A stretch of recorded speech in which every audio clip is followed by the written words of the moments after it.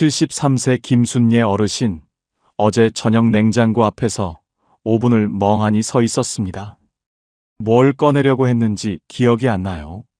그런데 문득 이런 생각이 들었어요. 아, 나 치매 오는 건가? 깜짝 놀라서 병원에 갔습니다. 의사 선생님이 웃으며 말했어요. 어르신, 이거 치매 아니에요. 외로움이에요. 외로움이 치매처럼 뇌를 망가뜨린다는 거 아세요? 서울대 의대 연구 결과인데요. 혼자 사는 노인이 치매 걸릴 확률이 2.6배 높습니다. 그런데 더 놀라운 건 김순예 어르신이 3개월 만에 이걸 완전히 뒤집었다는 겁니다. 치매약 하나는 안 먹고요. 어떻게 가능했을까요? 비밀은 의외로 간단했습니다. 지금부터 그 이야기 들려드릴게요. 김순예 어르신의 통장에는 매달 25일 딱 90만 원이 들어옵니다. 유족연금이에요. 3개월 전 남편이 갑자기 세상을 떠나기 전까지는 150만 원이었어요. 하루아침에 40%가 줄었습니다. 그래도 다행인 것은 배우자라서 평생 매달 90만 원을 받을 수 있는 것이에요. 그런데 이상한 일이 벌어졌어요. 혼자 사니까 돈이 덜 들 줄 알았는데 관리비는 똑같이 15만 원 나왔습니다. 전기세, 가스비 합쳐서 7만 원, 휴대폰 3만 원, 25만 원이 그냥 빠져나가요. 부식비가 30만 원 나갑니다. 여기에 고혈압약, 무릎 주사 맞으러 정형외과 다니면 병원비 10만 원. 계산해보니 한 달에 70만 원이 기본으로 나갑니다. 남는 건 20만 원. 이게 무슨 의미인지 아세요? TV 고장나면 끝이에요. 보일러 고장나면 끝입니다. 치과 가야 하면 그것도 끝이에요. 어르신은 매일 아침 계산기를 두드렸습니다. 이 돈으로 몇 년이나 더 살 수 있을까? 저녁 7시 밥을 먹습니다. 혼자 식탁에 앉아서요. 50년 동안 맞은편에 앉아있던 사람이 없습니다. 어르신은 습관적으로 그릇을 2개 꺼냈다가 하나를 다시 넣었어요. 그 순간 눈물이 났습니다. 밥이 목으로 안 넘어가요. 억지로 몇 숟가락 먹고 설거지를 했습니다. 밤 9시 침대에 눕습니다. 이불을 덮는데 옆자리가 너무 텅 비어 있어요. 어르신은 습관적으로 손을 뻗었습니다. 50년 동안 그 자리에 있던 사람을 찾아서요. 하지만 차가운 이불만 만져졌어요. 그때 깨달았습니다. 아, 정말 혼자구나. 하버드 대학교 의대에서 75년 동안 추적 조사한 결과가 있습니다. 노년의 건강과 행복을 결정하는 건 돈도 아니고 학력도 아니었어요. 단 하나, 관계의 질이었습니다. 그런데 여기서 놀라운 게 뭔지 아세요? 관계의 양이 아니라 질이래요. 친구 100명보다 진짜 이야기 나눌 사람 1명이 더 중요하다는 겁니다. 김순예 어르신은 그걸 몰랐어요. 그냥 혼자라서 불행하다고만 생각했습니다. 그러던 어느 날 장을 보러 마트에 갔어요. 입구에서 같은 아파트 할머니를 만났습니다. 엘리베이터에서 가끔 마주치던 분이에요. 어디 가세요? 장 보러요. 나도 장 보러 왔어요. 같이 가요. 별것 아닌 대화였습니다. 마트를 돌면서 이거 어디 있어요? 저거 얼마예요? 물어보고 대답하고. 그게 전부였어요. 그런데 집에 돌아오는 길에 어르신은 깨달았습니다. 오늘 하루 중 가장 기분 좋았던 시간이 바로 그 20분이었다는 거요. 누군가와 말을 나눈다는 것. 그게 이렇게 소중한 일인 줄 몰랐습니다. 다음 날 아침 어르신은 평소보다 30분 일찍 일어났어요. 창문을 활짝 열었습니다. 10월 아침 공기가 차갑게 들어왔어요. 숨을 깊이 들이마셨습니다. 살아있다는 게 느껴졌어요. 부엌으로 가서 아침을 차렸습니다. 호박죽을 끓였어요. 남편이 좋아하던 음식이었죠. 예전에는 이 죽을 끓이면 눈물이 났는데 오늘은 달랐습니다. 여보, 오늘 날씨 좋네요. 혼잣말을 했어요. 대답은 없었지만 괜찮았습니다. 어디선가 듣고 있을 거라고 믿었으니까요. 밥을 다 먹고 설거지를 하면서 결심했습니다. 오늘은 밖에 나가봐야겠어. 옷을 입고 운동화를 신었어요. 아파트 단지 안에 작은 공원이 있었습니다. 평소에는 그냥 지나쳤는데 오늘은 천천히 걸어봤어요. 은행나무 잎이 노랗게 물들어 있었습니다. 바람이 불 때마다 잎이 떨어졌어요. 참 예쁘더라고요. 벤치에 앉아서 쉬었습니다. 주변을 둘러보니까 다른 어르신들도 산책하고 있었어요. 어떤 분은 혼자 걷고 어떤 분은 둘이서 걷고 있었습니다. 나만 혼자인 게 아니구나. 그 생각이 조금 위로가 됐어요. 오늘 날씨 좋네요. 요즘 무릎이 안 좋아서요. 하루 중에 누군가와 말을 나눴다는 것. 그게 하루를 견디게 해줬어요. 일주일에 한 번은 마트에서 만난 그 할머니와 커피를 마셨습니다. 복지관 1층에 있는 카페에서요. 아메리카노 한 잔에 1,500원이었어요. 할머니와 앉아서 커피를 마시며 이야기를 나눴습니다. 요즘 어떻게 지내세요? 자식들은 연락해요? 건강은 괜찮으세요? 별거 아닌 이야기들이었어요. 하지만 그게 좋았습니다. 그러던 어느 날 할머니가 물었어요. 복지관 프로그램 해보셨어요? 아니요, 그런 게 있어요? 체조교실 있어요. 나 거기 다녀요. 같이 가볼래요? 어르신은 잠시 망설였습니다. 낯선 사람들 만나는 게 부담스러웠어요. 하지만 할머니가 권하니까 거절하기 어려웠습니다. 한번 가볼게요. 다음 주 화요일 할머니와 함께 복지관에 갔어요. 3층 강당에 어르신들이 모여 있었습니다. 한 20명 정도 됐어요. 다들 여자 어르신들이었습니다. 선생님이 앞에서 음악을 틀고 체조를 가르쳤어요. 팔을 위로, 옆으로, 아래로. 간단한 동작들이었습니다. 처음에는 어색했어요. 동작도 잘 안 따라가고 사람들 눈치도 보였습니다. 체조가 끝나고 다들 물 마시며 쉬었습니다. 옆에 있던 할머니가 말을 걸었어요. 오늘 처음 오셨어요? 네. 나도 처음 왔을 때 어색했어요. 근데 몇 번 오면 괜찮아요. 그 할머니도 혼자 살고 있었습니다. 남편이 5년 전에 돌아가셨대요. 자식은 미국에 있고요. 외롭지 않으세요? 어르신이 물었습니다. 할머니는 웃으며 대답했어요. 외롭죠. 근데 여기 오면 좀 나아요. 사람들 만나니까. 어르신은 고개를 끄덕였어요. 그날 이후 일주일에 2번, 화요일과 목요일에 복지관에 갔습니다. 체조하고 사람들과 이야기 나누고 집에 돌아왔어요. 그게 일상이 됐습니다. 그러면서 조금씩 친해지는 어르신들이 생겼어요. 김할머니, 박할머니, 이할머니. 다들 혼자 살고 있었습니다. 다들 비슷한 사연이 있었어요. 남편을 먼저 보낸 사람, 자식이 멀리 사는 사람, 몸이 아픈 사람. 그런데 신기한 게 뭔지 아세요? 다들 밝았어요. 웃었습니다. 농담도 하고 수다도 떨었어요.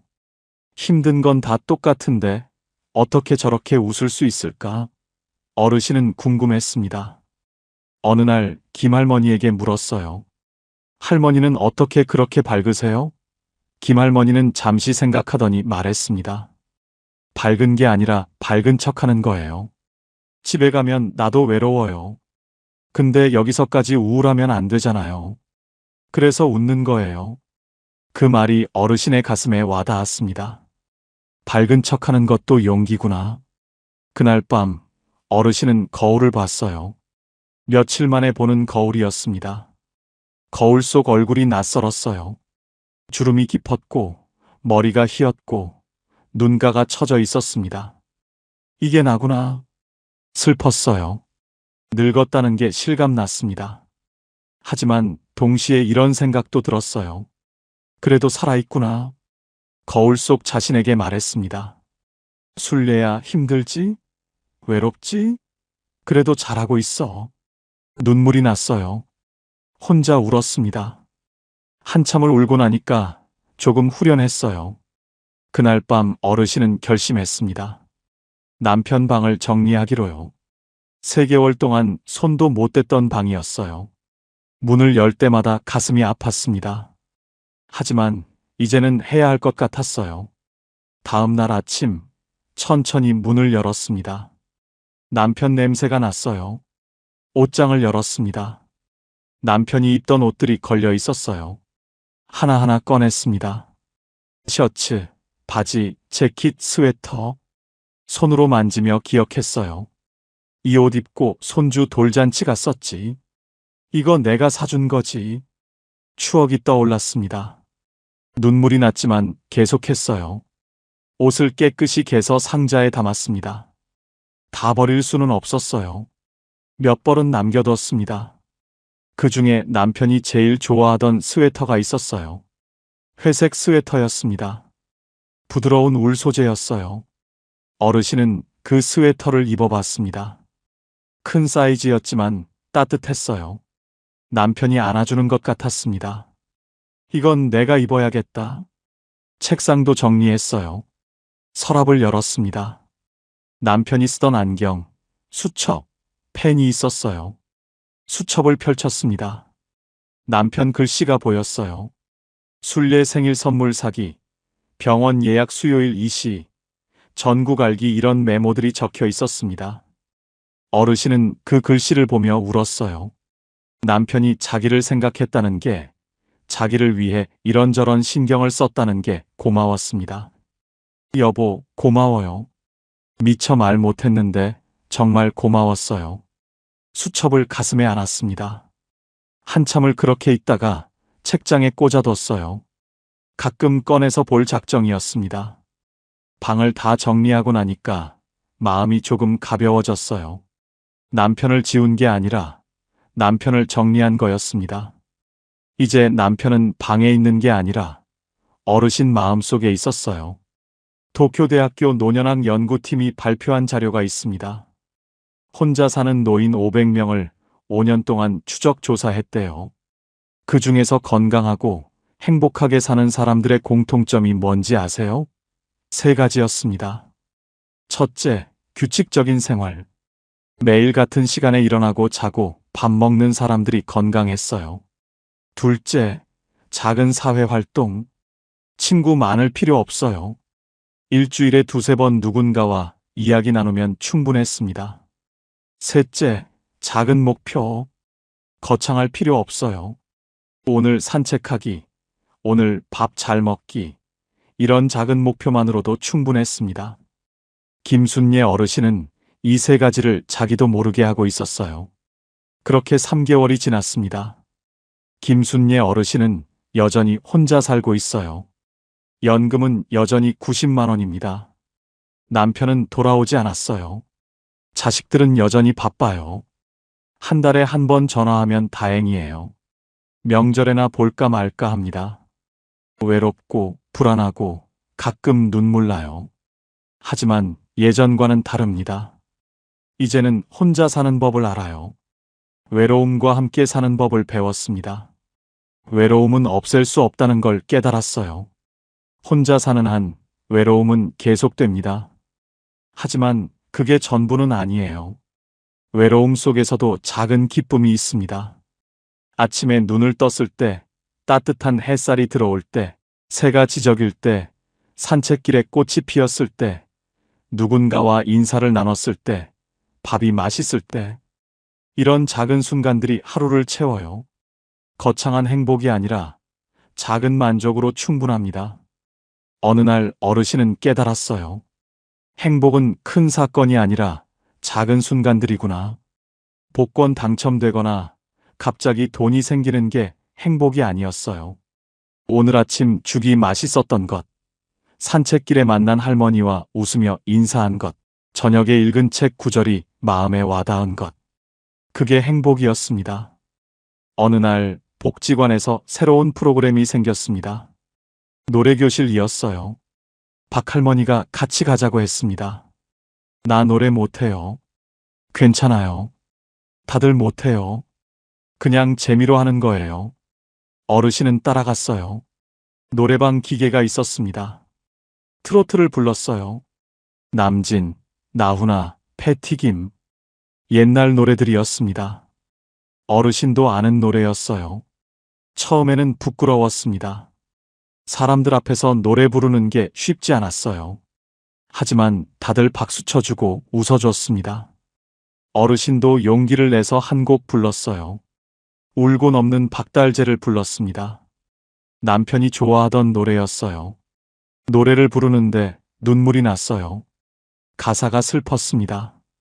하지만 참고 끝까지 불렀어요.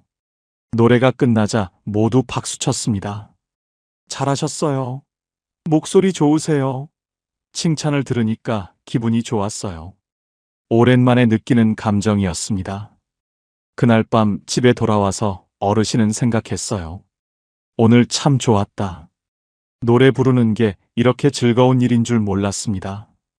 다음 주에도 가야겠다고 생각했어요. 그렇게 노래교실도 다니기 시작했습니다. 일상에 작은 변화들이 생겼어요. 월요일과 수요일에는 산책, 화요일과 목요일에는 체조교실, 금요일에는 노래교실, 주말에는 집에서 쉬거나 도서관에 갔습니다. 매일이 비슷했지만 지루하지 않았어요. 오히려 안정적이었습니다. 예측 가능한 일상이 평화를 줬어요. 어느 날 문득 깨달았습니다. 나 요즘 웃고 있네. 거울을 보니까 표정이 밝아져 있었어요. 주름은 여전했지만 눈빛이 달랐습니다. 생기가 돌았어요. 미국 예일대 연구팀이 50년 동안 추적 조사한 연구가 있습니다. 노년에 건강하게 사는 사람들의 비결이 뭔지 아세요? 돈도 아니고 운동도 아니고 식단도 아니었어요. 바로 삶의 의미였습니다. 아침에 일어날 이유가 있는 사람들이 건강했어요. 거창한 이유가 아니어도 됐습니다. 오늘 복지관 가는 날이야. 오늘 친구 만나는 날이야. 오늘 좋아하는 드라마 하는 날이야. 이런 작은 이유만으로도 충분했습니다. 일어날 이유가 있으면 일어나게 돼요. 밥을 먹을 이유가 있으면 밥을 먹게 됩니다. 살아갈 이유가 있으면 살아가게 돼요. 김순례 어르신에게도 이유가 생겼어요. 화요일 아침이면 오늘 체조교실 가는 날이지 하고 일어났습니다. 금요일 아침이면 오늘 노래하는 날이지 하고 기대했어요.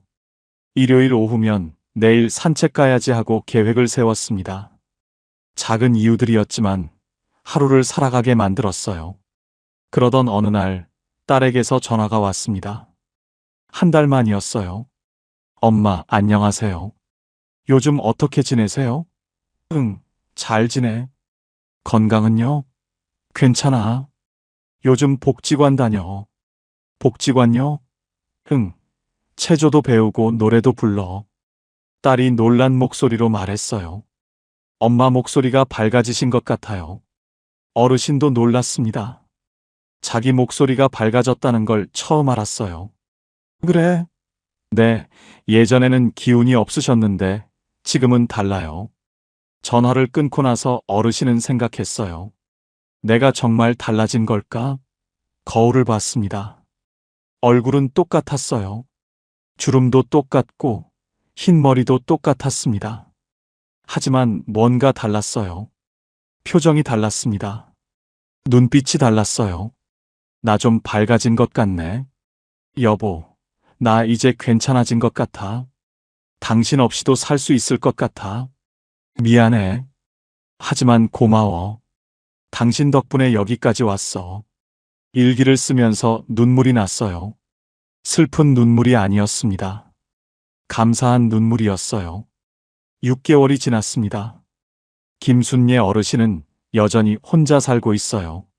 남편은 돌아오지 않았습니다. 연금은 여전히 90만 원이에요. 자식들은 여전히 바빠요. 외롭고 가끔 눈물 나요. 하지만 괜찮아요. 이제는 혼자 사는 법을 알았습니다. 외로움과 함께 사는 법을 배웠어요. 외로움은 없앨 수 없습니다. 하지만 외로움이 전부가 아니에요. 외로움 속에서도 기쁨이 있습니다. 작은 기쁨들이요. 아침에 눈을 떴을 때 따뜻한 햇살, 창밖의 새소리, 산책길의 꽃, 친구와 나눈 인사, 맛있는 밥, 좋은 책 9절, 노래방에서 부른 노래. 이런 작은 것들이 하루를 채워요. 거창한 행복이 아니어도 됩니다. 작은 만족으로 충분해요. 일본의 선승 료카는 이런 시를 남겼습니다. 죽기 전에 하고 싶은 일이 뭐냐고 물으면 봄에는 꽃을 보고 여름에는 시냇물 소리를 듣고 가을에는 단풍을 보고 겨울에는 눈을 보고 싶다. 처음에는 이해가 안 됐어요. 이게 무슨 하고 싶은 일이에요? 너무 평범하잖아요. 하지만 이제는 알아요. 이게 진짜 하고 싶은 일이라는 걸요. 거창한 계획이 필요 없습니다. 세계 여행 갈 필요 없어요. 그냥 오늘 하루를 잘 사는 겁니다. 봄에 꽃을 보고, 여름에 시원한 물을 마시고, 가을에 단풍을 보고, 겨울에 따뜻한 아랫목에 앉는 것. 그게 전부예요. 김순예 어르신은 이제 압니다. 노년은 버티는 시간이 아니라는 걸요. 노년은 채워가는 시간입니다. 하루하루를 작은 것들로 채워가는 거예요. 오늘 뭘 먹을지, 오늘 누굴 만날지, 오늘 뭘 할지. 이런 작은 선택들이 모여서 하루가 되고, 한 달이 되고, 1년이 됩니다. 혼자 산다는 건 외롭습니다. 부정할 수 없어요. 하지만 동시에 자유롭습니다. 누구 눈치 안 보고 살 수 있어요. 먹고 싶은 거 먹고, 하고 싶은 거 하고, 쉬고 싶으면 쉽니다. 자식에게 기대지 않아도 돼요. 자식들도 각자 삶이 있습니다. 바쁘면 바쁜 대로, 시간이 있으면 있는 대로 연락하는 거예요. 어쩌다 전화 오면 고맙고, 안 와도 서운하지 않습니다. 대신 나를 챙깁니다. 내가 나를 돌봐요. 밥 잘 먹고, 산책하고, 사람 만나고, 웃고, 노래 부르고, 나를 위해 사는 겁니다. 어느 날 복지관에서 새로운 할머니를 만났어요. 70대 초반쯤 돼 보였습니다. 남편을 얼마 전에 떠나보낸 분이었어요. 눈이 붓고 표정이 어두웠습니다. 김순예 어르신은 그 할머니에게 말을 걸었어요. 안녕하세요? 처음 오셨어요? 네. 나도 작년에 남편 떠나보냈어요. 할머니가 고개를 들었습니다. 정말요? 네. 처음에는 죽을 것 같았어요. 근데 이제는 좀 괜찮아요. 어떻게요? 어르신은 웃으며 말했습니다. 시간이요. 그리고 이렇게 나와서 사람들 만나는 거요. 할머니의 눈에 눈물이 고였어요. 저도 괜찮아질 수 있을까요? 그럼요. 저도 그랬는데요, 뭐. 처음에는 안 믿어졌지만 정말 괜찮아져요. 완전히 괜찮아지는 건 아니에요. 여전히 외롭고 가끔 눈물 나요. 근데 그래도 살만해져요. 할머니는 고개를 끄덕였어요. 고맙습니다. 괜찮아요. 우리 같이 체조해요. 그날 어르신은 그 할머니 옆에서 체조를 했습니다. 동작을 알려주고 격려했어요. 잘하시네요. 이렇게 하면 돼요. 체조가 끝나고 같이 커피를 마셨어요. 할머니가 자기 이야기를 했습니다. 남편 이야기, 외로움 이야기. 어르신은 들어줬어요. 고개를 끄덕이며 공감하며 들어줬습니다. 그날 밤 집에 돌아와서 어르신은 생각했어요. 누군가를 위로할 수 있다는 게 이렇게 좋은 일인 줄 몰랐네. 자기만 힘든 줄 알았는데 다른 사람도 힘들었어요. 자기만 외로운 줄 알았는데 다른 사람도 외로웠습니다. 그리고 자기가 누군가를 도울 수 있다는 게 놀라웠어요. 나도 쓸모 있는 사람이구나. 그 생각이 기분을 좋게 만들었습니다. 다음 주에도 그 할머니를 만났어요. 복지관에서요. 할머니가 먼저 반갑게 인사했습니다. 어르신, 어르신도 웃으며 인사했어요. 안녕하세요. 오늘 기분이 좀 나아 보이네요. 네, 지난주에 어르신 말씀 듣고 용기가 났어요. 그렇게 둘은 친구가 됐습니다. 체조 교실 끝나면 같이 커피를 마셨어요. 서로의 이야기를 나눴습니다. 힘든 것도 이야기하고 좋았던 것도 이야기했어요. 누군가 내 이야기를 들어준다는 것, 그게 큰 위로였습니다.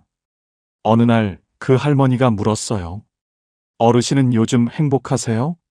어르신은 잠시 생각했습니다. 행복한가? 글쎄요. 여전히 외롭고, 여전히 빠듯하고, 여전히 불안해요. 하지만 불행하지는 않습니다. 행복하다기보다는 괜찮아요. 그리고 그걸로 충분해요. 할머니가 고개를 끄덕였어요. 그 말이 위로가 돼요. 꼭 행복해야 하는 건 아니구나 싶어서요. 그럼요. 그냥 괜찮으면 돼요.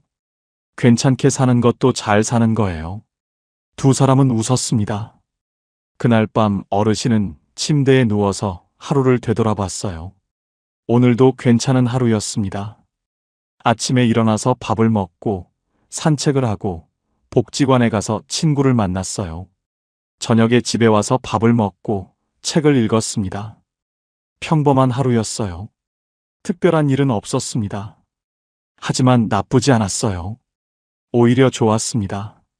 70대가 넘어서야 깨달은 분들이 한결같이 말씀하셨습니다. 혼자 사는 법을 진작 알았더라면 얼마나 좋았을까? 하지만 지금 이 이야기를 들으신 여러분은 다릅니다. 여러분은 그들보다 앞서 있습니다. 당신은 오늘도 살아냈습니다. 아침에 일어났고 밥을 먹었고 하루를 보냈어요. 그것만으로도 대단한 겁니다. 스스로를 인정해 주세요. 칭찬해 주세요. 나는 잘하고 있어 하고 말해 주세요. 당신은 충분히 잘하고 있어요. 내일도 눈을 뜰 겁니다. 또 하루가 시작될 거예요. 10년 후, 20년 후, 당신이 여전히 건강하게 웃고 있을 이유는 바로 오늘, 당신이 내린 이 작은 선택들 때문일 겁니다. 오늘을 살아냈으니 내일도 살아낼 수 있어요. 당신은 소중한 사람입니다. 살아있다는 것만으로도 의미가 있어요.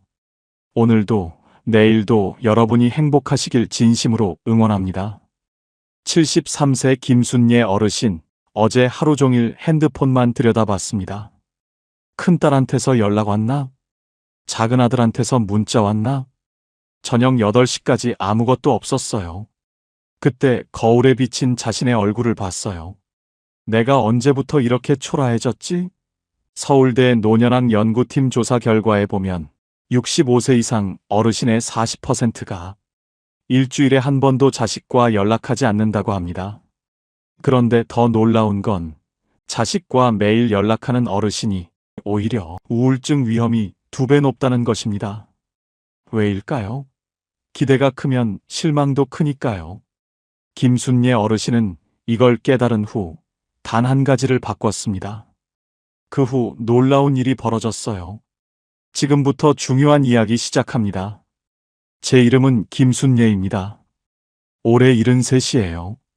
남편은 2년 전 갑작스러운 심근경색으로 세상을 떠났습니다. 결혼한 지 45년 만이었어요. 남편이 떠난 후 저는 한동안 멍하게 지냈습니다. 아침에 일어나도 뭘 해야 할지 몰랐어요. 밥을 해도 혼자 먹는 밥은 맛이 없었고 TV를 켜도 무슨 내용인지 귀에 들어오지 않았습니다. 그냥 시간이 지나가길 기다리는 하루하루였죠.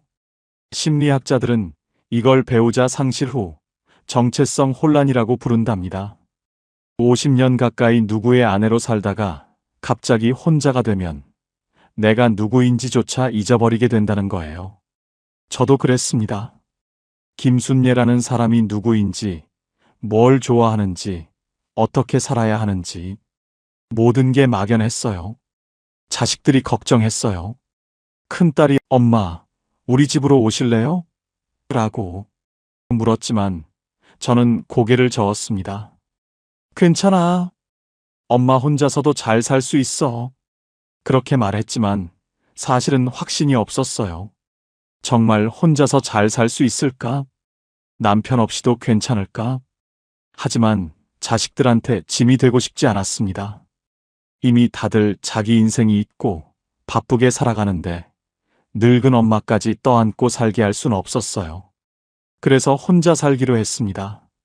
남편이 남긴 유족연금과 제 기초연금을 합치면 한 달에 90만 원 정도 나왔어요.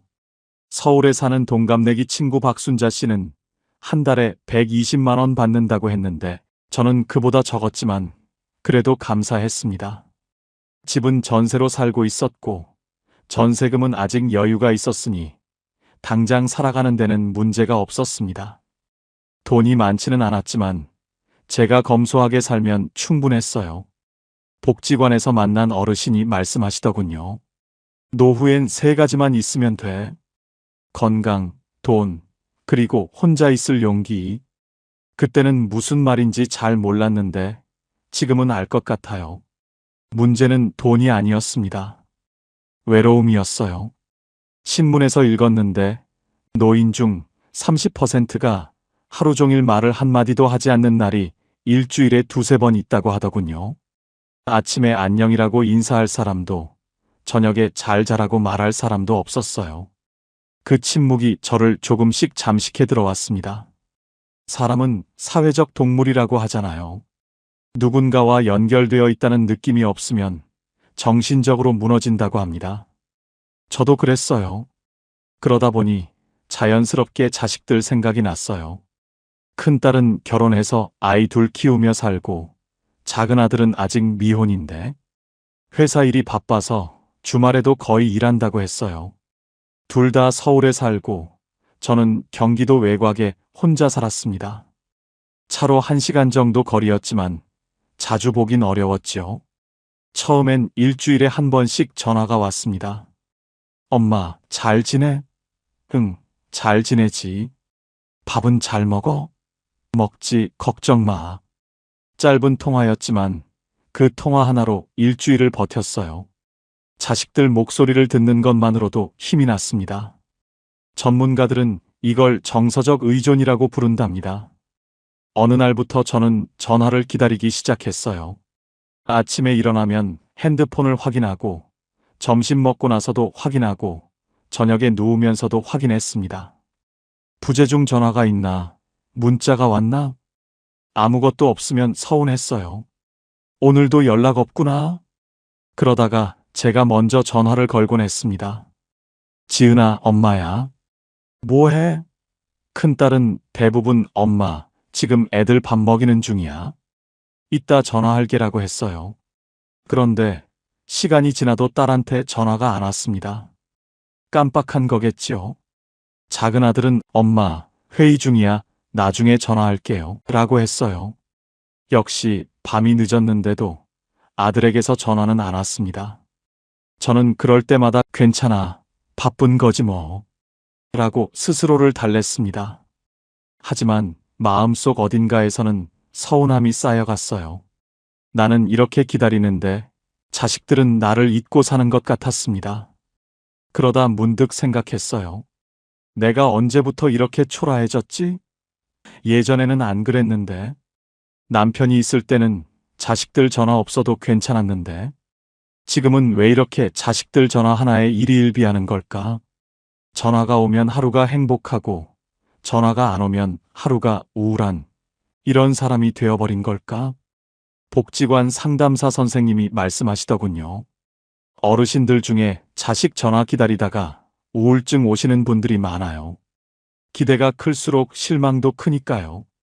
그 말이 제 이야기 같았습니다. 어느 날은 이런 일이 있었습니다. 아침부터 비가 억수같이 쏟아졌어요. 장을 보러 나가야 했는데 우산을 써도 다 젖을 것 같았습니다. 그래서 큰딸한테 전화를 걸었어요. 지은아, 지금 비가 많이 오는데 혹시 시간 되면 엄마 좀 데리러 와줄래? 장 좀 봐야 하는데. 큰딸이 한숨 섞인 목소리로 말했어요.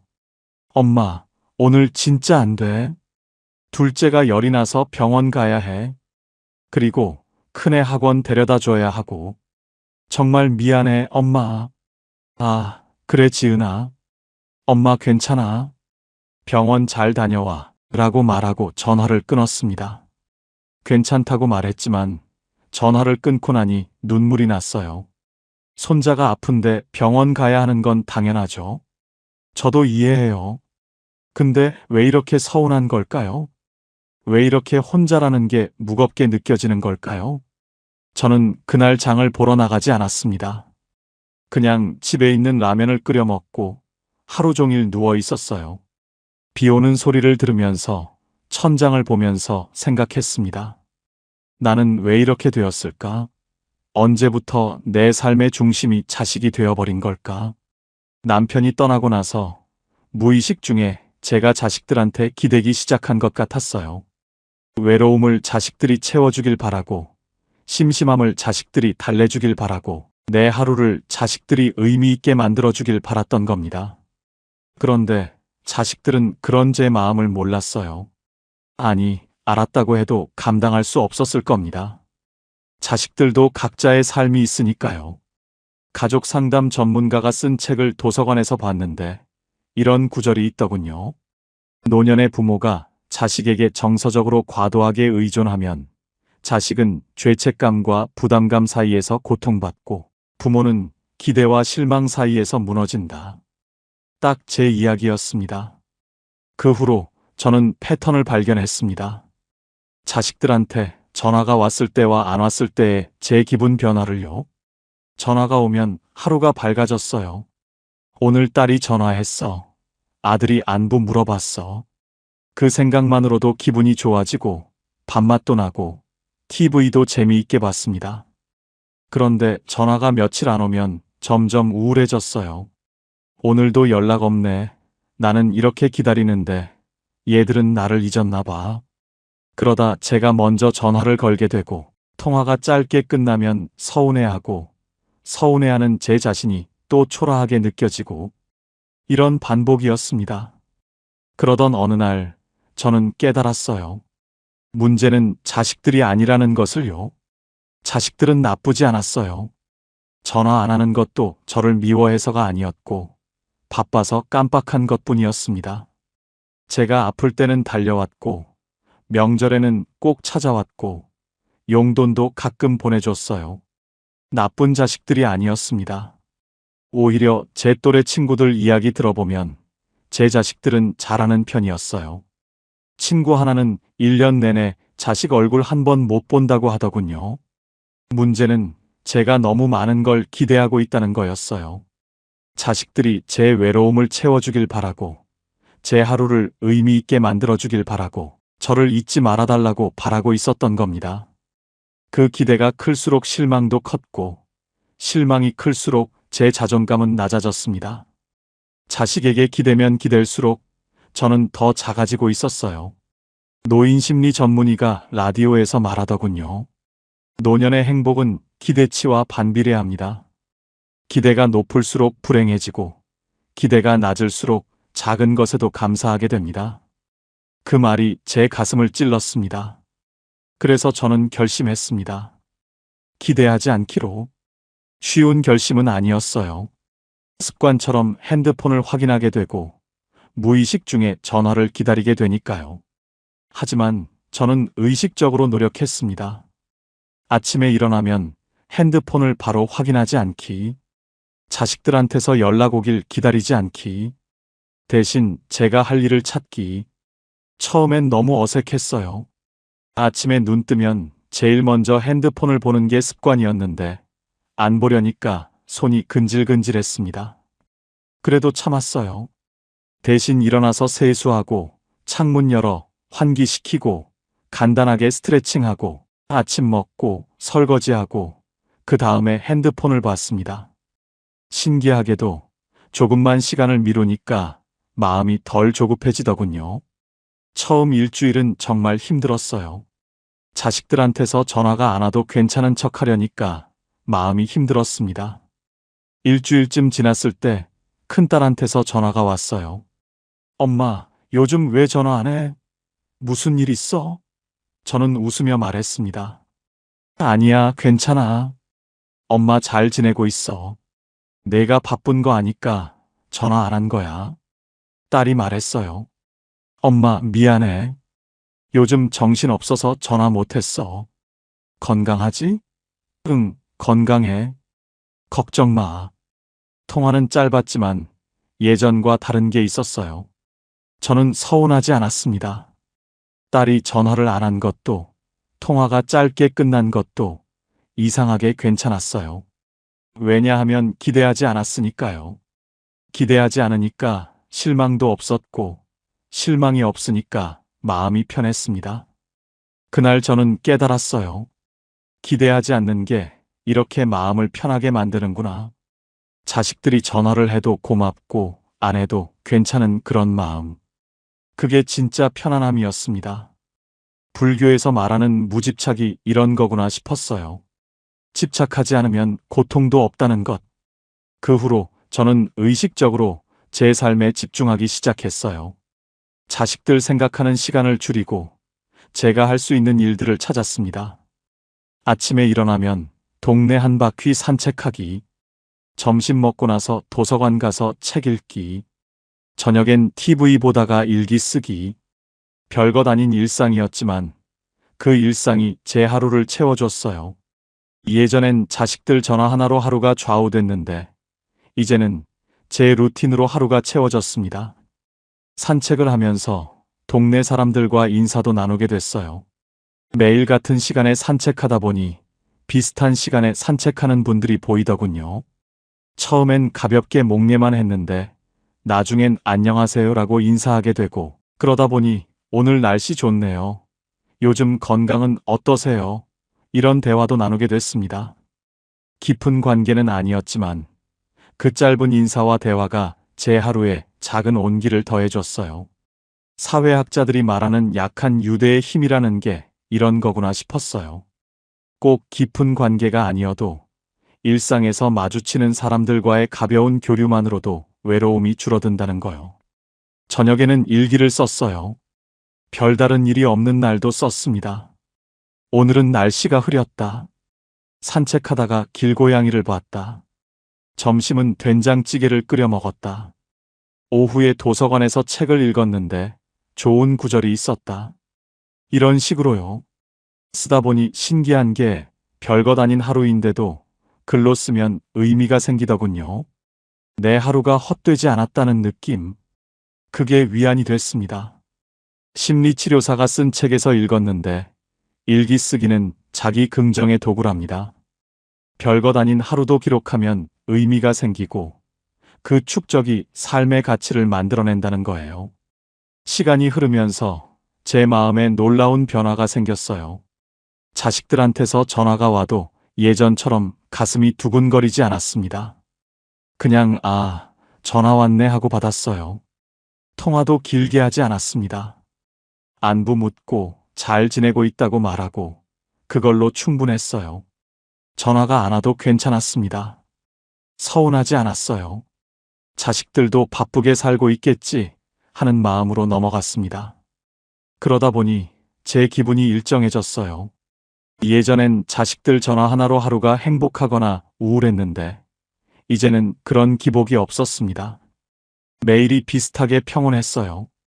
특별히 행복하지도 특별히 우울하지도 않은 그냥 담담한 일상. 그게 편했습니다. 정신과 의사가 라디오에서 말하더군요. 감정의 평온함이야말로 노년의 가장 큰 자산입니다. 기복이 심하면 몸도 마음도 지칩니다. 맞는 말이었어요. 어느 날 작은 아들이 갑자기 집에 찾아왔어요. 엄마, 요즘 왜 전화 안 해? 무슨 일 있는 거 아니야? 저는 웃으며 말했습니다. 아니야, 무슨 일 있겠어. 그냥 내가 바쁜 거 알아서 안 귀찮게 하려고. 아들이 미안한 표정으로 말했어요. 엄마, 미안해. 내가 요즘 너무 바빠서 신경을 못 썼어. 저는 아들의 손을 잡으며 말했습니다. 괜찮아. 엄마 이해해. 너도 내 인생 살아야지.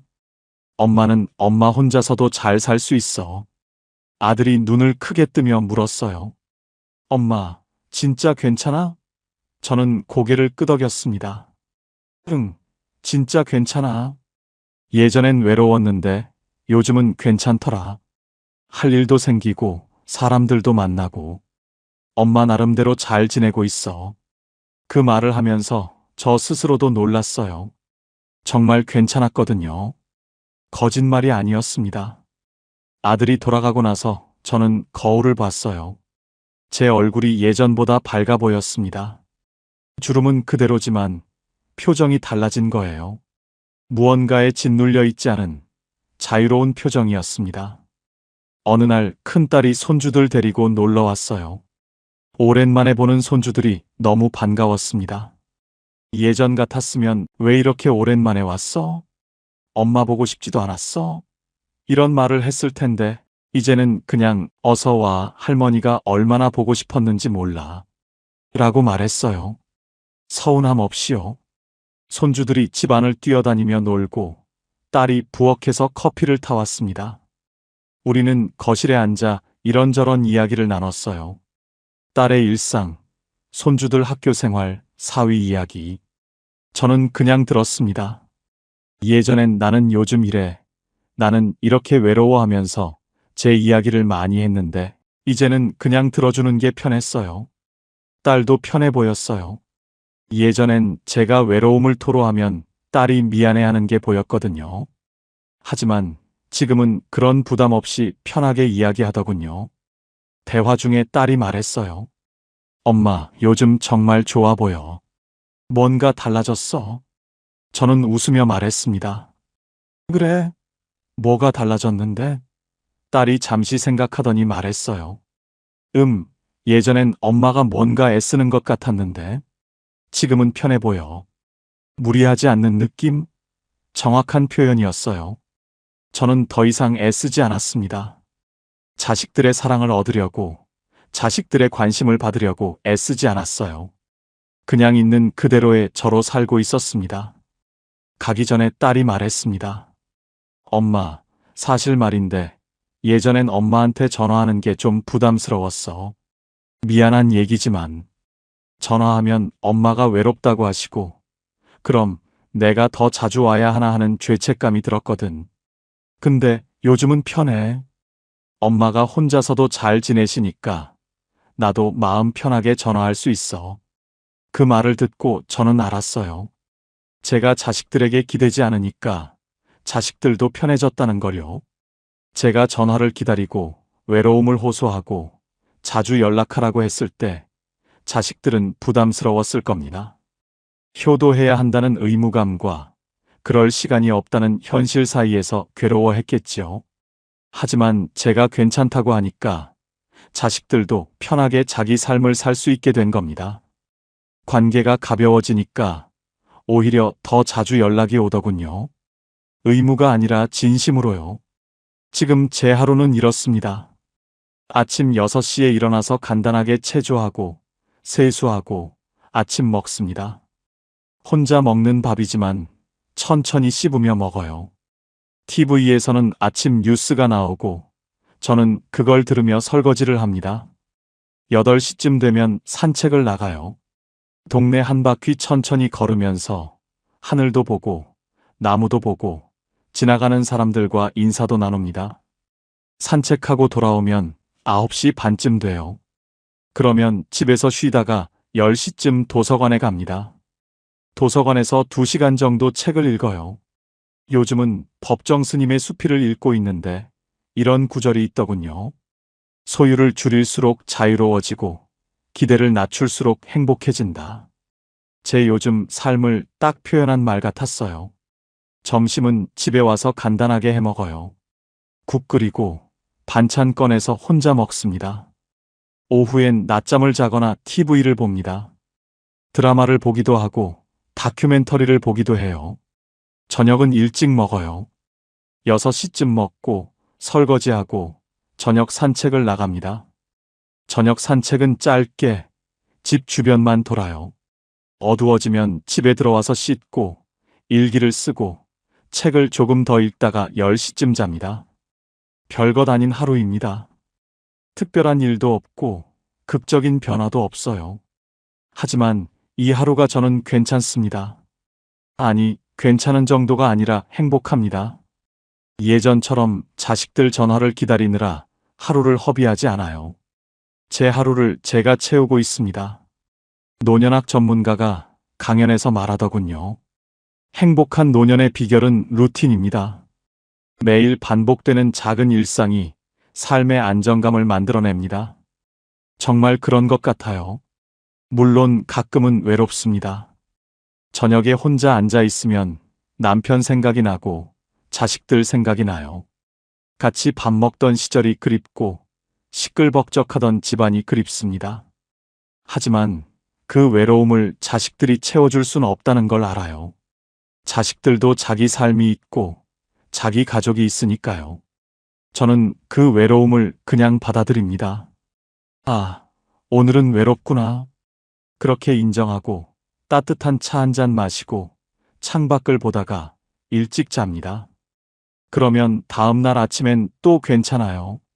중요한 건 제가 무너지지 않는다는 겁니다. 예전엔 외로움이 올 때마다 자식들한테 전화해서 그 외로움을 달래려고 했어요. 하지만 그게 해결책이 아니었습니다. 오히려 자식들한테 부담을 주고 저는 더 초라해지고 이제는 외로움을 제가 감당합니다. 외로워도 괜찮아요. 혼자여도 괜찮습니다. 이게 제 인생이니까요. 철학자 니체가 이런 말을 했다더군요. 고독을 견딜 수 있는 사람만이 진정한 자유를 얻는다. 예전엔 이 말이 무슨 뜻인지 몰랐는데 이제는 알 것 같아요.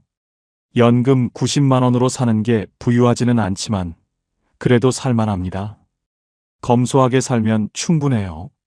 매달 30만 원은 생활비로 쓰고 20만 원은 전기세, 수도세, 관리비로 나가고 나머지는 조금씩 모아둡니다. 혹시 몸이 아플 때를 대비해서요. 자식들한테 손 벌리고 싶지 않으니까요. 가끔 큰딸이나 작은아들이 용돈을 보내주는데 그건 따로 모아둡니다. 나중에 손주들 용돈으로 줄 거예요. 지난주에 동네 복지관에서 프로그램이 있다는 공지를 봤어요. 노인 요가 교실이었습니다. 처음엔 관심 없었는데 생각해보니 집에만 있는 것보다 나을 것 같아서 신청했어요. 어제 첫 수업이었는데 생각보다 괜찮았습니다. 비슷한 또래 어르신들이 모여서 선생님 따라 간단한 동작을 하는 거였어요. 몸이 뻐근했는데 조금 풀리는 것 같았고 무엇보다 사람들과 함께 한다는 게 좋았어요. 자식들이 중심이 아니라 제가 중심인 세계. 그게 좋습니다. 오늘 아침 저는 거울을 보며 생각했습니다. 2년 전 남편이 떠나고 나서 저는 많이 흔들렸어요. 제 삶의 중심을 잃어버린 것 같았고 외로움에 짓눌려 숨쉬기조차 힘들었습니다. 그래서 자식들한테 기댔어요. 자식들이 제 외로움을 채워주길, 제 하루를 의미 있게 만들어주길 바랐습니다. 하지만 그건 자식들의 몫이 아니었어요. 제 몫이었습니다. 제 삶은 제가 채워야 하고, 제 외로움은 제가 감당해야 하고, 제 하루는 제가 의미 있게 만들어야 했던 겁니다. 그걸 깨닫는데 2년이 걸렸습니다. 그리고 자식들에게 기대지 않기로 결심한 후 몇 달이 지났고, 이제는 조금 편해졌어요. 거울 속에 제 얼굴을 보니 예전보다 표정이 밝아진 것 같았어요. 눈빛도 조금 더 단단해진 것 같았고요. 저는 거울을 보며 중얼거렸습니다. 술래야, 잘하고 있어. 앞으로도 이렇게 살면 돼. 그 말이 스스로에게 위안이 됐습니다. 자기 자신을 칭찬하는 게 이렇게 중요한 줄 몰랐어요. 긍정심리학에서는 이걸 자기 격려라고 부른답니다. 나이가 들수록 남들이 칭찬해주지 않으니 스스로 자신을 격려하는 게 중요하다는 거예요. 70대가 넘어서야 깨달은 분들이 한결같이 말씀하셨습니다. 혼자 사는 법을 진작 알았더라면 얼마나 좋았을까? 하지만 지금 이 이야기를 들으신 여러분은 다릅니다. 여러분은 그들보다 앞서 있습니다. 당신은 오늘도 살아냈습니다. 아침에 일어났고 밥을 먹었고 하루를 보냈어요. 그것만으로도 대단한 겁니다. 서울대 노년학 연구팀이 10년간 추적한 결과가 증명했듯이 70대가 넘어서도 건강하고 평온한 사람들의 공통점은 거창한 게 아니었습니다. 바로 이겁니다. 매일 작은 것들을 해내는 것. 혼자서도 하루를 채워가는 것. 혼자 사는 건 쉽지 않습니다. 외롭고 힘들고 불안해요. 하지만 당신은 해내고 있습니다. 매일매일 해내고 있어요. 그게 얼마나 대단한 일인지 아시나요? 스스로를 인정해 주세요. 칭찬해 주세요. 나는 잘하고 있어 하고 말해주세요. 당신은 충분히 잘하고 있어요. 내일도 눈을 뜰 겁니다. 또 하루가 시작될 거예요. 그 하루를 어떻게 채울지는 당신이 선택할 수 있습니다. 작은 것부터 시작하세요. 창문을 열고 숨을 쉬어보세요. 따뜻한 물을 마셔보세요. 밖으로 나가서 10분만 걸어보세요. 누군가에게 인사해보세요. 그게 전부예요. 그렇게 작은 것들을 하나씩 하다 보면 하루가 채워집니다. 10년 후, 20년 후, 당신이 여전히 건강하게 웃고 있을 이유는 바로 오늘 당신이 내린 이 작은 선택들 때문일 겁니다. 오늘을 살아냈으니 내일도 살아낼 수 있어요. 당신은 혼자가 아닙니다. 많은 사람들이 당신과 같은 하루를 살고 있어요. 외롭지만 그래도 살아가고 있습니다. 우리는 함께 살아가고 있어요. 고맙습니다. 오늘 이 이야기를 들어주셔서 고마워요. 당신의 하루가 조금이라도 덜 무겁기를, 당신의 내일이 조금이라도 더 따뜻하기를 바랍니다. 당신은 소중한 사람입니다. 살아있다는 것만으로도 의미가 있어요. 오늘도, 내일도 당신이 무사하기를 진심으로 응원합니다. 지금까지 황금노후였습니다. 노후의 팔자 좋다는 말, 우리는 언제부터 돈 많고 자식 잘된 사람을 떠올리게 되었을까요? 강남에 아파트 서너 채 가진 사람, 자식이 의사나 변호사인 사람, 해외여행 자주 다니는 사람. 그런 사람들을 보면서 저 사람 참 팔자 좋다고 말합니다. 하지만 정말 그럴까요? 진짜 팔자 좋은 노후는 버틸 필요가 없는 삶입니다. 누구 눈치 안 보고, 누구한테 기대지 않고, 혼자 있어도 무너지지 않고, 오늘 하루를 스스로 채울 수 있는 삶. 그게 진짜 상팔자입니다. 오늘 이 이야기를 끝까지 들으시면 노후를 천국처럼 사는 사람들의 공통점을 분명히 알게 되실 겁니다. 옛사람들은 인생길을 걸으며 나누는 담담한 이야기를 노정한담이라고 불렀습니다. 목적지보다 그 길 위에서 나눈 말들이 더 오래 남았지요. 급하게 답을 찾으려 하지 않고 그저 걸으며 서로의 이야기를 듣고 가끔 고개를 끄덕이고 그렇게 함께 길을 걷는 것. 그게 노정한담이었습니다. 나이가 들수록 우리는 더 많은 조언보다 이해받는 이야기를 원합니다. 누군가 나를 가르치려 들기보다 내 이야기를 들어주고 그럴 수 있지요 하고 고개를 끄덕여주는 사람을 찾게 됩니다. 그리고 노후가 될수록 신기한 일이 벌어집니다. 누군가는 점점 편안해지고 누군가는 더 불안해집니다.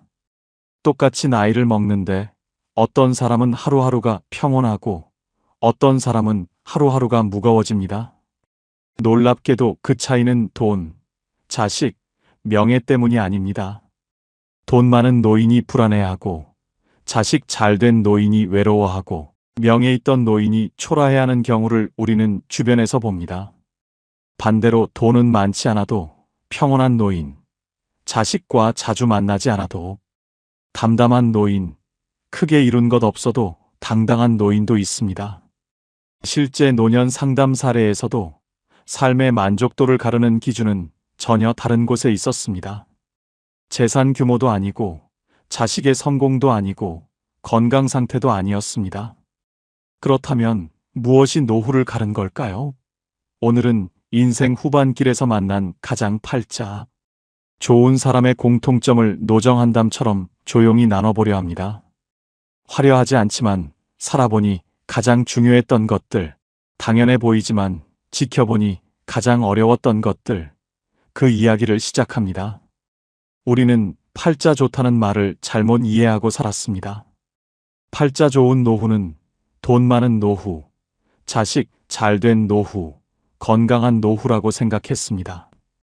그래서 평생 돈을 모았고, 자식을 잘 키우려 애썼고, 건강을 지키려 노력했습니다. 그런데 막상 노후가 되어보니 달랐습니다. 73세 김정수 씨는 재산이 20억이 넘습니다. 서울에 아파트가 있고 예금도 있고 연금도 나옵니다. 돈 걱정은 없습니다. 그런데 정수 씨는 불안합니다. 밤마다 통장 잔고를 확인합니다. 이 돈으로 얼마나 더 살 수 있을까? 병원비 많이 나오면 어떡하지? 요양원 가려면 얼마나 들까? 돈이 많은데도 돈 걱정을 합니다. 자식들이 자기 재산을 노리는 것 같아서 의심하고 사기당할까봐 사람도 못 만나고 돈 쓰는 것도 아깝고 돈은 많은데 불행합니다. 정수 씨는 제게 말했습니다. 돈이 많으면 행복할 줄 알았는데 돈이 많아도 불안하더라고요. 69세 박미숙 씨는 자식이 잘 됐습니다. 아들은 대기업 임원, 딸은 의사입니다. 손주들도 명문대 다니고 집도 잘 살고 자랑할 게 많습니다. 그런데 미숙 씨는 외롭습니다. 자식들은 바빠서 자주 못 옵니다. 명절에 한 번, 생일에 한 번 보는 게 전부입니다. 전화는 일주일에 한 번 할까 말까입니다. 미숙 씨는 친구들 만나면 자식 자랑을 합니다. 우리 아들이 이번에 또 승진했어. 우리 딸이 병원에서 인정받는데. 자랑은 하는데 마음은 허전합니다. 집에 돌아오면 텅 빈 집이 너무 넓게 느껴집니다. 미숙 씨는 제게 말했습니다. 자식 잘 되면 행복할 줄 알았는데 자식이 잘 돼도 외롭더라고요. 우리가 생각한 팔자 좋은 노후는 이런 게 아니었습니다. 돈 많고 자식 잘 되고 건강하면 당연히 행복할 줄 알았습니다. 그런데 실제로는 그렇지 않았습니다. 돈 많아도 불안하고 자식 잘 돼도 외롭고 건강해도 무료합니다. 그렇다면 진짜 팔자 좋은 노후는 무엇일까요? 2025년 한국보건사회연구원이 발표한 노년 삶의 질 연구 결과를 보면 노후 만족도가 높은 사람들의 공통점은 소유가 아니라 상태였습니다. 무엇을 가졌느냐가 아니라 어떤 상태로 사느냐가 중요했습니다. 팔자 좋은 노후는 많이 가진 노후가 아니라 편안한 상태로 사는 노후였습니다. 그렇다면 그 편안한 상태는 무엇일까요? 노후에 진짜 팔자 좋은 사람에게는 공통점이 있습니다. 첫째, 남에게 기대지 않는 사람입니다. 자식에게 기대지 않고, 친구에게 기대지 않고, 국가에게 기대지 않습니다. 물론 도움을 받을 수는 있습니다. 하지만 도움이 없어도 살 수 있습니다. 자식이 찾아오면 반갑지만 안 와도 괜찮습니다. 친구가 연락하면 좋지만 안 해도 괜찮습니다. 연금이 나오면 고맙지만 적어도 살 수 있습니다. 이렇게 기대하지 않으니 실망도 없고 섭섭함도 없고 원망도 없습니다. 그래서 마음이 편합니다.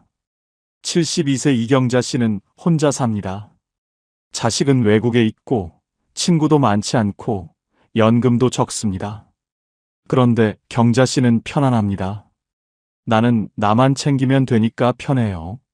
자식 눈치 안 봐도 되고 친구 눈치 안 봐도 되고 내 마음대로 살 수 있어요. 경자 씨는 아침에 일어나서 하고 싶은 것을 합니다. 산책 가고 싶으면 가고 집에 있고 싶으면 있고 밥 먹고 싶으면 먹고 안 먹고 싶으면 안 먹습니다. 누구 눈치 안 보고 삽니다. 그게 팔자 좋은 겁니다. 둘째, 혼자 있어도 무너지지 않는 사람입니다. 혼자 있으면 외롭지만 외로움이 무너뜨리지는 못합니다. 혼자 밥 먹어도 밥맛이 나고 혼자 TV 봐도 재미있고 혼자 산책해도 기분이 좋습니다. 물론 누군가와 함께하면 더 좋습니다. 하지만 혼자여도 괜찮습니다. 혼자를 견디는 게 아니라 혼자를 즐깁니다. 70세 최동수 씨는 혼자 사는데 외로워하지 않습니다. 나는 혼자 있는 게 편해요. 아침에 일어나서 커피 한 잔 마시고 신문 보고 산책 나가고 도서관 가서 책 읽고 집에 와서 음악 듣고 그렇게 하루를 보내요. 외롭다는 생각이 안 들어요. 동수 씨는 혼자 있는 시간을 즐깁니다. 누군가 필요해서 만나는 게 아니라 만나고 싶어서 만납니다. 그래서 관계가 가볍고 부담이 없고 편합니다. 그게 팔자 좋은 겁니다. 셋째, 하루를 스스로 채울 줄 아는 사람입니다. 아침에 일어나서 오늘 뭐 하지가 아니라 오늘 이거 해야지 하고 생각합니다. 거창한 계획이 아니라 작은 일상입니다. 산책 나가기, 책 읽기, 친구 만나기, 요리하기, 청소하기, 이런 작은 것들로 하루를 채웁니다. 누가 시키지 않아도 스스로 합니다. 누가 함께하지 않아도 혼자 합니다. 그렇게 하루를 채우다 보면 하루가 금방 지나갑니다. 저녁이 되면 오늘도 잘 보냈네 하고 만족합니다. 68세 윤정혜 씨는 매일 아침 계획을 세웁니다.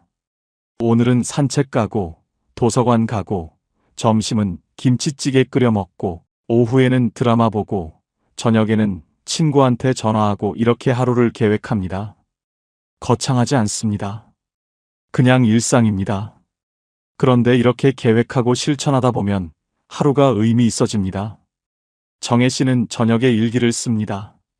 오늘 산책하면서 꽃 봤다. 도서관에서 좋은 책 읽었다. 친구랑 통화했다 이렇게 적습니다. 작은 것들이지만 적고 보면 하루가 알찹니다. 그게 팔자 좋은 겁니다. 조선시대 실학자 정약용 선생은 유배지에서 18년을 보냈습니다. 가족과 떨어져 혼자 지냈습니다. 외롭고 힘들었을 겁니다. 그런데 정약용 선생은 무너지지 않았습니다. 매일 아침 일어나서 책을 읽고 글을 쓰고 제자를 가르치고 산책을 했습니다. 하루하루를 스스로 채웠습니다. 그렇게 18년을 보내고 나서 500권이 넘는 책을 남겼습니다. 정약용 선생은 이런 말씀을 하셨습니다. 하루를 헛되이 보내지 말라. 오늘을 사는 사람이 내일을 얻는다. 팔자는 타고나는 게 아니라 선택되는 겁니다. 매일 아침 일어나서 오늘을 어떻게 살지 선택하는 것, 그게 팔자를 만듭니다. 그렇다면 구체적으로 노후에 팔자 좋은 사람의 조건은 무엇일까요? 화려하지 않지만 살아보면 가장 중요한 기준들이 있습니다. 첫째, 내 집이 있습니다. 크지 않아도 됩니다. 허름해도 됩니다. 하지만 내 집입니다. 누구 눈치 안 보고 살 수 있는 공간입니다. 아침에 일어나서 거실에 나가도 되고 안 나가도 됩니다. 밥을 먹어도 되고 안 먹어도 됩니다. 청소를 해도 되고 안 해도 됩니다. 내 마음대로입니다. 월세로 사는 노인은 불안합니다. 언제까지 여기 살 수 있을까? 집주인이 나가라고 하면 어디로 가지? 이런 걱정을 합니다.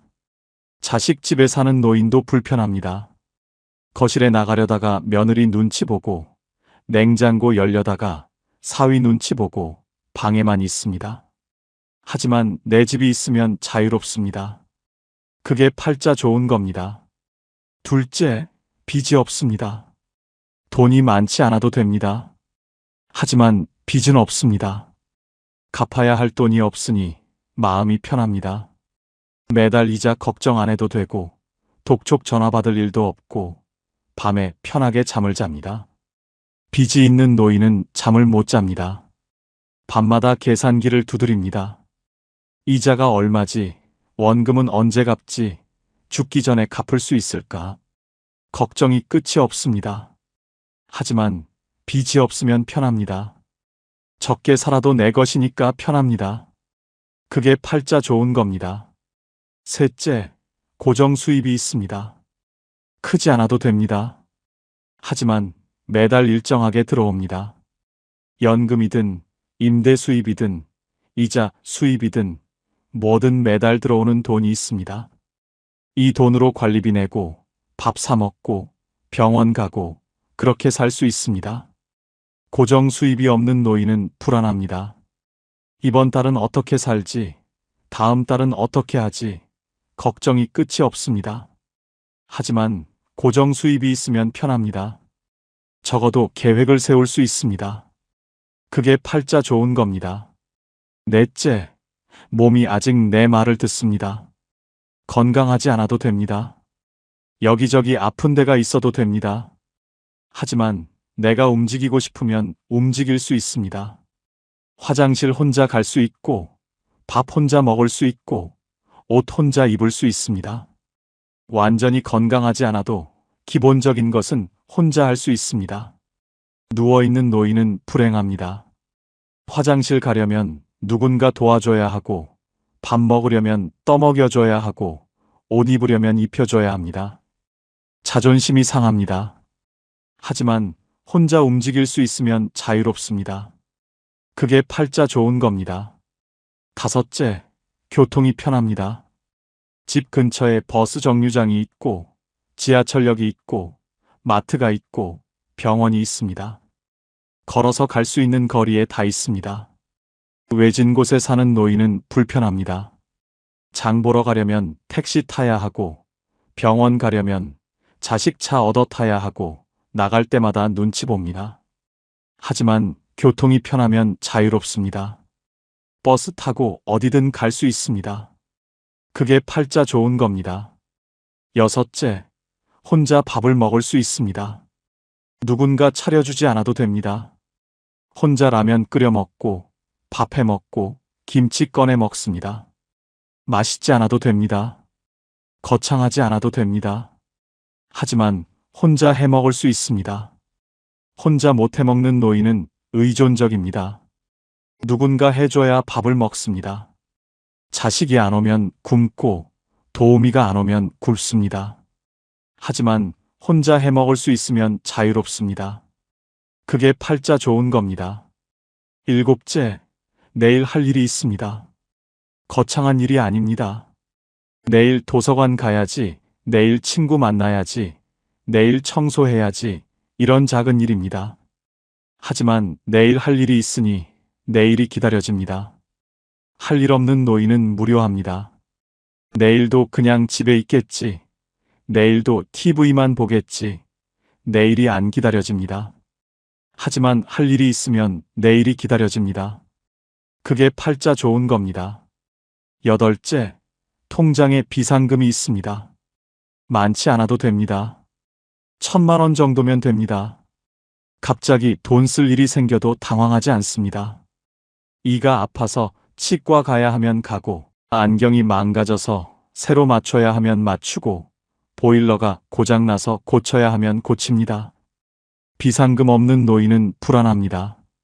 갑자기 돈 쓸 일이 생기면 자식한테 손 벌려야 합니다. 하지만 비상금이 있으면 편합니다.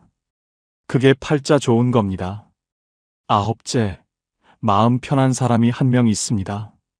자식이든 친구든 이웃이든 한 명이면 됩니다. 힘들 때 전화할 수 있는 사람, 아플 때 부를 수 있는 사람, 외로울 때 만날 수 있는 사람이 한 명 있습니다. 많을 필요 없습니다. 한 명이면 됩니다. 아무도 없는 노인은 외롭습니다. 힘들어도 혼자 견디고, 아파도 혼자 버티고, 외로워도 혼자 있습니다. 하지만 한 명이라도 있으면 든든합니다. 그게 팔자 좋은 겁니다. 열째, 하루를 후회 없이 마칩니다. 저녁에 잠자리에 들 때 오늘 잘 보냈네 하고 생각합니다. 후회가 없습니다. 오늘 그 사람한테 그렇게 말할 걸, 오늘 그거 할 걸, 이런 후회가 없습니다. 오늘 할 일을 했고, 오늘 만날 사람을 만났고, 오늘 하루를 살았습니다. 그래서 편하게 잠듭니다. 후회 많은 노인은 잠을 못 잡니다. 밤마다 후회합니다. 하지만 후회 없이 사는 노인은 편하게 잠듭니다. 그게 팔자 좋은 겁니다. 이 10가지가 노후에 팔자 좋은 사람의 현실적 조건입니다. 화려하지 않습니다. 거창하지 않습니다. 하지만 살아보니 가장 중요한 것들입니다. 이 중에서 5가지만 있어도 노후는 편안합니다. 10가지 다 있으면 노후는 축복입니다. 그렇다면 이 중에서 가장 중요한 것은 무엇일까요?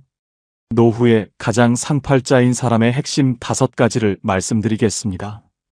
첫째, 내 집에서 눈치 안 보고 사는 자유입니다. 집이 크든 작든, 낡든 새 것이든 내 집이면 됩니다. 아침에 일어나서 거실 나갈 때 눈치 안 봐도 되고, 냉장고 열 때 눈치 안 봐도 되고, 친구 부를 때 눈치 안 봐도 됩니다. 이게 자유입니다. 75세 김영희 씨는 30평 아파트에 혼자 삽니다. 여기가 내 집이에요. 누구 눈치 안 보고 살 수 있어요. 자식 집에 가면 눈치 봐야 하는데 여기는 내 마음대로예요. 이게 제일 좋아요. 내 집이 있다는 건 자유가 있다는 겁니다. 그게 상팔자입니다. 둘째, 연금이라는 흔들리지 않는 수입입니다. 많지 않아도 됩니다. 매달 80만 원이든 100만 원이든 일정하게 들어옵니다. 이 돈으로 살 수 있습니다. 자식한테 손 안 벌려도 되고, 누구한테 빌릴 필요도 없고, 내 돈으로 삽니다. 73세 박철수 씨는 연금 90만 원으로 삽니다. 많지는 않아요. 하지만 매달 일정하게 나오니까 계획을 세울 수 있어요. 이번 달에 얼마 쓸지 알고, 다음 달에도 얼마 들어올지 알고, 그게 안심이 돼요. 연금이 있다는 건 안정이 있다는 겁니다. 그게 상팔자입니다. 셋째, 혼자서도 잘 노는 능력입니다. 누군가 함께하지 않아도 즐겁습니다. 혼자 산책 나가도 좋고, 혼자 책 읽어도 좋고, 혼자 음악 들어도 좋습니다. 외롭지 않습니다. 혼자 있는 시간이 편합니다. 70세 이순자 씨는 혼자 노는 법을 압니다. 나는 혼자 있는 게 좋아요. 아침에 커피 마시면서 창밖 보는 것도 좋고, 오후에 도서관 가서 책 읽는 것도 좋고, 저녁에 음악 들으면서 뜨개질하는 것도 좋아요. 누군가 필요 없어요. 혼자 노는 능력이 있다는 건 자립이 있다는 겁니다. 그게 상팔자입니다. 넷째, 돈 걱정 없이 잠드는 밤입니다. 통장 잔고가 많지 않아도 됩니다. 하지만 빚은 없고, 내일 당장 돈 쓸 일도 없고, 편하게 잠듭니다. 저녁에 침대에 누워서 내일 뭐 먹지 생각하지, 내일 돈 어떻게 구하지 걱정하지 않습니다. 68세 최정혜 씨는 돈이 많지 않습니다. 하지만 편하게 잠듭니다. 통장에 돈이 많지는 않아요. 하지만 빚도 없고, 당장 쓸 일도 없고, 그래서 편하게 자요. 돈 걱정하면서 자는 것보다 훨씬 나아요. 편하게 잠든다는 건 마음이 편하다는 겁니다. 그게 상팔자입니다. 다섯째, 내 몸이 아직 내 말을 들어주는 삶입니다. 완전히 건강하지 않아도 됩니다. 여기저기 아파도 됩니다. 하지만 내가 걷고 싶으면 걸을 수 있고, 먹고 싶으면 먹을 수 있고, 자고 싶으면 잘 수 있습니다. 내 몸이 내 말을 듣습니다. 72세 윤동철 씨는 무릎이 안 좋습니다. 하지만 걸을 수 있습니다. 무릎이 아파요. 하지만 천천히 걸으면 걸을 수 있어요. 산책도 나가고 마트도 가고 혼자 다 해요. 이게 얼마나 감사한지 몰라요. 내 몸이 내 말을 듣는다는 건 자유가 있다는 겁니다. 그게 상팔자입니다. 독일 철학자 쇼펜하우어는 이런 말을 했습니다. 행복은 가진 것이 아니라 느끼는 것이다. 팔자 좋은 노후는 많이 가진 노후가 아니라 편안하게 느끼는 노후입니다. 돈이 많아도 불안하면 불행하고, 돈이 적어도 편안하면 행복합니다. 자식이 많아도 외로우면 불행하고, 혼자여도 편안하면 행복합니다. 팔자는 조건이 아니라 상태입니다. 어떤 조건에 있느냐가 아니라 어떤 상태로 사느냐가 팔자를 결정합니다. 인생은 버텨낸 사람이 아니라 자기 하루를 지킨 사람이 이깁니다. 버티는 건 괴롭습니다. 이를 악물고 버티고, 참고 버티고, 견디고 버팁니다. 하지만 자기 하루를 지키는 건 편합니다. 오늘 하루 내가 하고 싶은 것 하나 하고, 내가 먹고 싶은 것 하나 먹고, 내가 만나고 싶은 사람 하나 만나고, 그렇게 하루를 지킵니다. 버티는 사람은 언젠가 무너집니다. 하지만 하루를 지키는 사람은 무너지지 않습니다. 오늘 하루를 지켰으니 내일도 지킬 수 있습니다. 그렇게 하루하루 지키다 보면 1년이 되고 10년이 됩니다. 성공이 아니라 존엄이 노후의 기준입니다. 노후는 뭔가를 이루는 시간이 아닙니다. 뭔가를 지키는 시간입니다. 내 자존심을 지키고, 내 자유를 지키고, 내 하루를 지킵니다. 크게 성공하지 않아도 됩니다. 하지만 존엄은 지켜야 합니다. 누구한테 손 벌리지 않고, 누구한테 눈치 보지 않고, 내 힘으로 삽니다. 그게 존엄입니다. 그리고 그 존엄이 노후를 지킵니다. 70대가 넘어서야 깨달은 분들이 한결같이 말씀하셨습니다. 진작 알았더라면 얼마나 좋았을까 하지만 지금 이 이야기를 들으신 여러분은 다릅니다. 여러분은 그들보다 앞서 있습니다. 노후에 가장 팔자 좋은 사람은 대단한 사람이 아니라 오늘 하루를 스스로 책임질 수 있는 사람입니다. 아침에 눈 뜨고 밥 먹고 산책 나가고 사람 만나고 책 읽고 저녁에 편하게 잠드는 사람입니다. 거창하지 않습니다. 하지만 그게 팔자 좋은 삶입니다. 우리는 평생 주는 것만 배웠지 멈추는 것은 배우지 못했습니다. 하지만 이제는 압니다. 조금 덜 해주는 것도 사랑이라는 걸요. 이제는 조금 짐을 내려놓아도 됩니다. 이제는 나를 위해 살아도 됩니다. 여러분, 오늘 하루를 돌아보세요. 오늘 감사할 일이 있었나요? 오늘 웃은 일이 있었나요? 오늘 편안했던 순간이 있었나요? 그렇다면 여러분은 이미 팔자 좋은 사람입니다. 큰 집이 없어도, 많은 돈이 없어도, 자식이 잘 되지 않았어도 오늘 하루를 편안하게 보냈다면 그게 팔자입니다. 내일도 그렇게 보내세요. 스스로 하루를 채우고 혼자 있어도 무너지지 않고 작은 것에 감사하며 사세요. 그게 진짜 상팔자 노후입니다. 여러분 모두 그런 노후를 사시길 진심으로 응원합니다. 이미 여기까지 살아오신 것만으로도 충분히 대단하신 분들입니다. 앞으로도 조금씩 천천히 여러분만의 속도로 살아가시길 바랍니다. 오늘 이 이야기가 여러분께 작은 용기가 되었기를 바랍니다. 오늘 이 영상이 여러분의 가슴에 와닿으셨다면 구독과 좋아요로 저희와 함께 해주세요.